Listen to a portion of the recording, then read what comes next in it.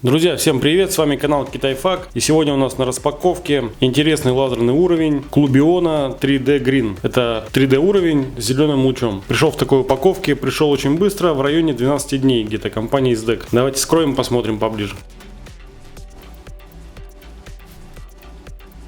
Вот в такой дополнительной коробке. И пришел вот в таком кейсе. Друзья, хочу сразу сказать, что кейс достаточно неплохо сделан, все аккуратно. Есть специальное отверстие, чтобы закрепить замок какой-нибудь маленький.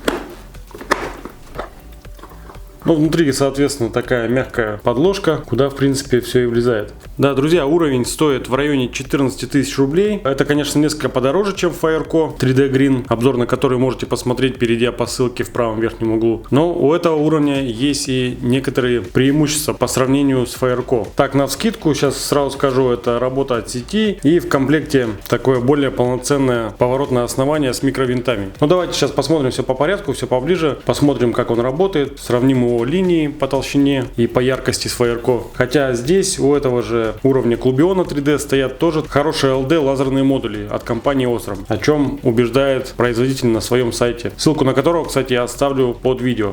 Кейс, друзья, в общем, сделан из такого достаточно неплохого пластика, приятного на ощупь. Петли тоже пластиковые, но в принципе сделаны неплохо. То есть на моей памяти это, пожалуй, самый лучший кейс, который я видел при заказе из Китая. Зарядка с двумя входами. Один вход micro-USB, это для зарядки аккумулятора непосредственно. И этот штекер для подключения прибора непосредственно для работы от сети.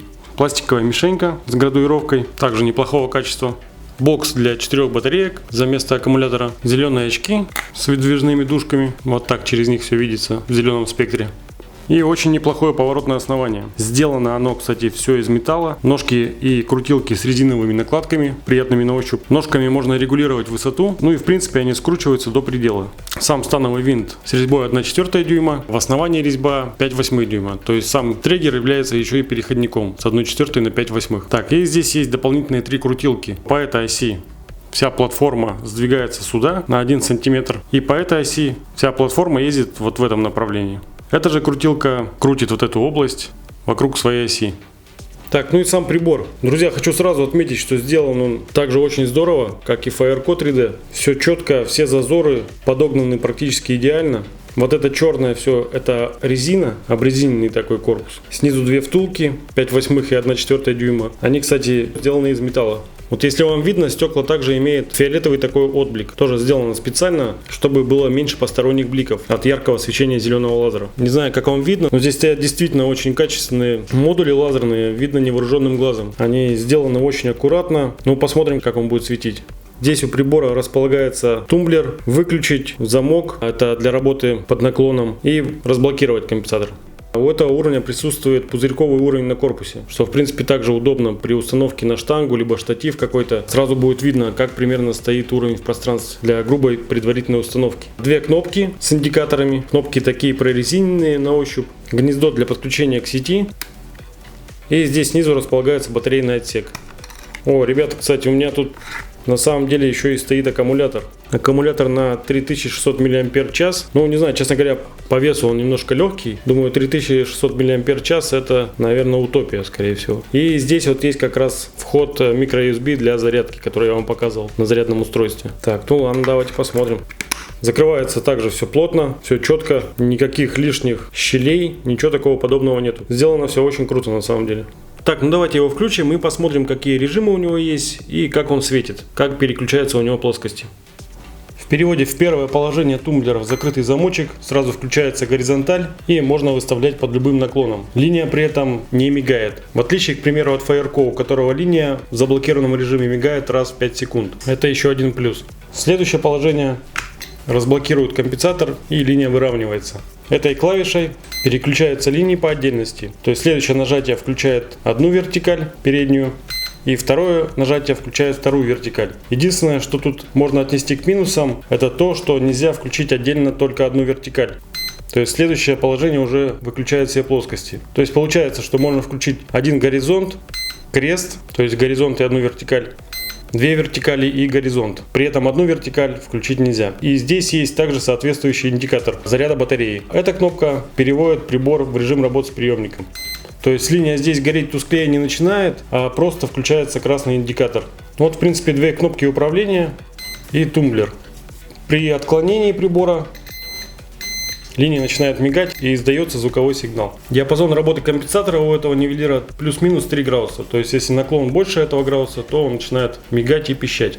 Да, друзья, при включении двух вертикалей на полу образуется крест, и такой же крест образуется на потолке. То есть, соответственно, получается полноценный отвес. Точность у этого нивелира 0,2 мм на метр, чуть-чуть поточнее, чем Fireco на 0,2 мм. Но я думаю, это отличие не очень большое. После включения либо толчка нивелир достаточно быстро устанавливается, в районе где-то 4 секунд. Происходит полная установка в рабочее положение.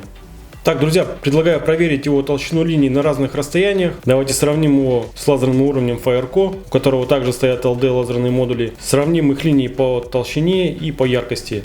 Так, друзья, вот два наших прибора. Видно, что Fireco чуть-чуть поменьше, чем Clubiona. В будущем будет видео по их сравнению, так что не забывайте подписываться на канал. Давайте включим и посмотрим. Так, вот верхняя линия это у нас Clubiona, нижняя Fireco. А у Clubiona немножко другой цвет. У Fireco он такой немного поприятней. И у Fireco все же линия чуть-чуть потоньше. Около миллиметра на 4 метрах. У Clubiona чуть побольше миллиметра. Но тоже очень классный результат. Давайте посмотрим на 6 метрах.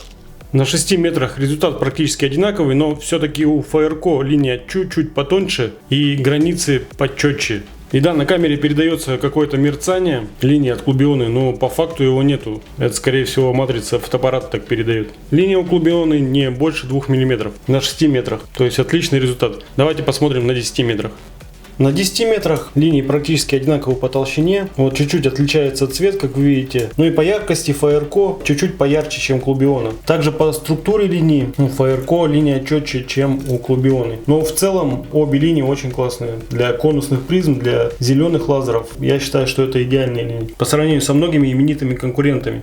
В общем, друзья, хочу сказать, что уровень мне на самом деле очень понравился. Честно говоря, если бы я выбирал Clubiona 3D Green, либо Fireco 3D Green, я бы, скорее всего, долго мучился, какой купить. Но если бы у меня были лишние деньги, то, скорее всего, я взял бы вот эту Clubiona. Друзья, в следующих видео я сделаю сравнительный обзор Clubiona и Fireco. И также будет видео по проверке его на точность. Поэтому не забывайте подписываться на канал, ставить лайки, если видео вам полезны. И также не забывайте нажимать на колокольчик, чтобы не пропустить эти новые видео. Друзья, на этом все. Всем добра. Пока-пока.